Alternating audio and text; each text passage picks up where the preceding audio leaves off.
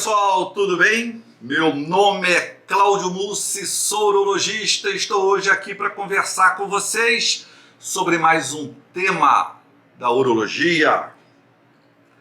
Como que a testosterona é produzida e como que ela é regulada pelo nosso corpo. Lá no nosso encéfalo há uma pequena estrutura chamada hipotálamo. O hipotálamo está aqui, então, lá em cima, posição superior. O hipotálamo vai produzir uma substância chamada, um hormônio, GnRH, hormônio liberador de gonadotrofinas. O hipotálamo, pessoal, ele faz uma ligação ali entre o sistema nervoso e o sistema endócrino. Então, o hipotálamo, lá na região superior, ele libera um hormônio chamado hormônio liberador de gonadotrofinas. Esse hormônio liberado pelo hipotálamo vai agir numa estrutura intermediária chamada hipófise. A hipófise irá produzir duas substâncias que nos interessam: o LH, o hormônio luteinizante, e o FSH, o hormônio folículo estimulante. Será esse LH produzido pela hipófise que vai atuar no testículo, nas células de Leydig, fazendo com que essas células produzam testosterona. O hormônio folículo estimulante, o FSH, vai atuar nas células que produzem o espermatozoide. O testículo, vocês sabem, possui essas duas funções: uma produção de hormônio, ele produz hormônio e produz espermatozoides. Repetindo então, o hipotálamo libera o seu hormônio, o GnRH, hormônio liberador de gonadotrofinas, e atua na hipófise. Hipotálamo, hipófise. A hipófise libera o LH e o FSH no testículo. Então temos três estruturas: hipotálamo, hipófise e testículo. E o testículo vai produzir testosterona e vai produzir espermatozoides. Mas lá no hipotálamo não entra em jogo outras estruturas, outras substâncias? Sim, a serotonina, por exemplo, vai fazer parte lá. Vão entrar em jogo mais substâncias, mas nós não vamos nos deter aqui nessas substâncias. Bom, o testículo produziu a testosterona. E aí o que acontece? Acontece que a testosterona circulante vai passar lá pela hipófise, vai passar pelo hipotálamo e vai dizer para ele o seguinte: olha, a produção da testosterona já está boa, mantém aí diminuída a produção do hormônio liberador de gonadotrofinas, seu hipotálamo, e mantenha diminuída aí, dona hipófise, a produção do LH e do FSH. Então, há um sistema de retroalimentação, um feedback que pode ser positivo ou negativo, que vai se autorregulando. Então, veja bem, pessoal, isso aí é um eixo que funciona maravilhosamente bem.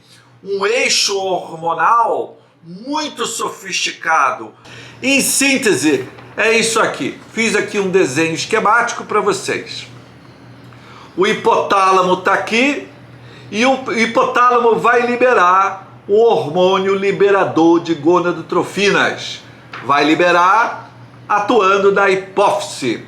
A hipófise vai liberar o LH e o FSH, que irão atuar no testículo, que irá produzir testosterona e espermatozoides. Essa produção da testosterona irá atuar sobre a hipófise e sobre o hipotálamo, diminuindo ou aumentando a produção dos hormônios produzidos nessas duas estruturas superiores, dependendo se a testosterona está baixa ou se a testosterona está alta. Entram outras substâncias nesse eixo, como por exemplo a inibina, que eu não havia falado. Ok, pessoal?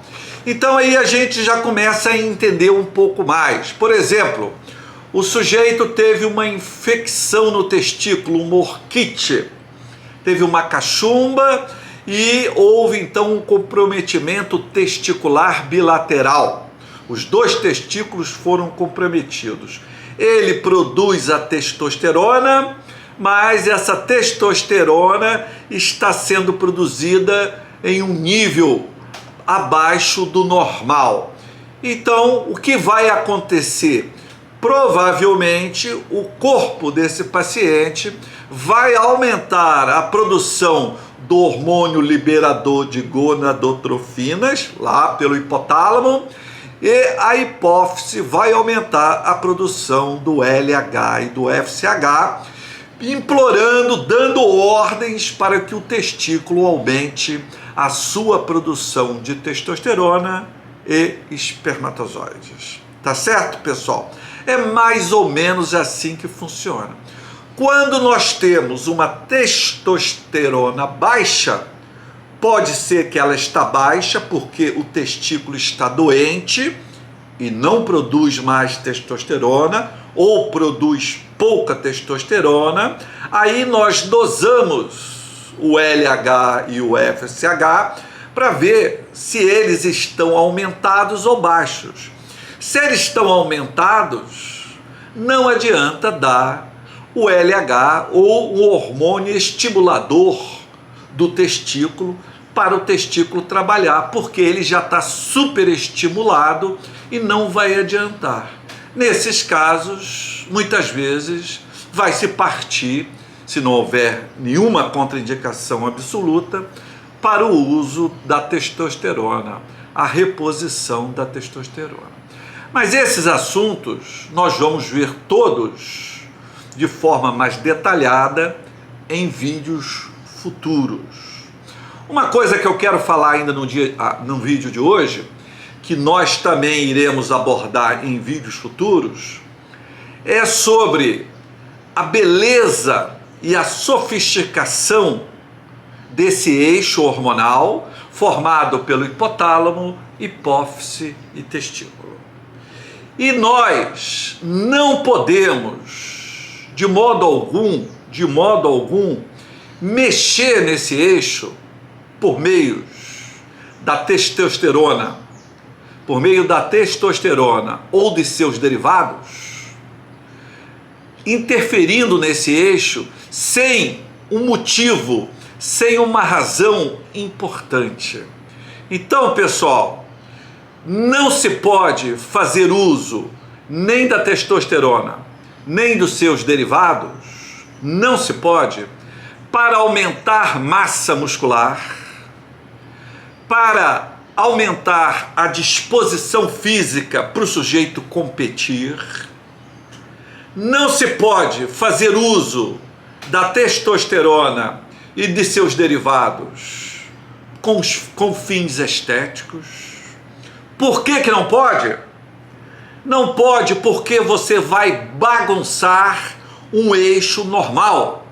Uma pessoa normal, saudável, que não tem diminuição, não tem alteração em nenhum desses hormônios do eixo e que usa o hormônio com essas finalidades, estética, para ganhar ânimo, para ganhar massa muscular, ele poderá ter consequências desastrosas, porque esse eixo, depois de desorganizado, esse eixo terá uma grande dificuldade de retornar aos patamares da normalidade.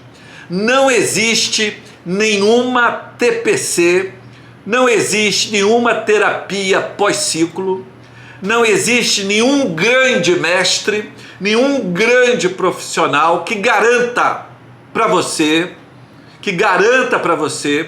que o seu tratamento, que os seus medicamentos irão fazer com que você retorne aos patamares da normalidade. Patamares esses que você alterou ao utilizar a testosterona ou os derivados da testosterona sem uma indicação médica. A reposição da testosterona, quando começa a ser feita, e às vezes há necessidade de fazê-la, até mesmo em jovens que perderam a sua função testicular, não só em velhos, é verdade? Essa reposição, pessoal, é para a vida inteira, é para a vida toda, tá certo? Então não se deve fazer ciclos, não importa se sejam curtos ou a médio prazo, nem a curto, nem a médio prazo, nem a longo prazo, com a testosterona e com os seus derivados, porque não há garantias, não há certeza de que você retornará à normalidade, entendeu? Não há, então, razão para você arriscar a ter complicações severas, como uma baixa definitiva na produção da testosterona e um comprometimento que vai variar de leve, moderado a grave na sua fertilidade. Mas esse não é o objetivo deste vídeo. O objetivo deste vídeo é mostrar para vocês como que esse eixo é sofisticado, como que esse eixo é eficaz e que você não deve, de modo errôneo, atrapalhar o funcionamento desse eixo com objetivos que não sejam objetivos biológicos. Se você é jovem, se você é uma pessoa saudável, se você tem as taxas hormonais normais, você não deve utilizar testosterona nem os seus derivados para aumentar a massa muscular, para aumentar o seu vigor físico, para melhorar a sua estética, tá certo? Mas tudo isso nós veremos em vídeos futuros. Ok, pessoal? Até o próximo vídeo. Tchau!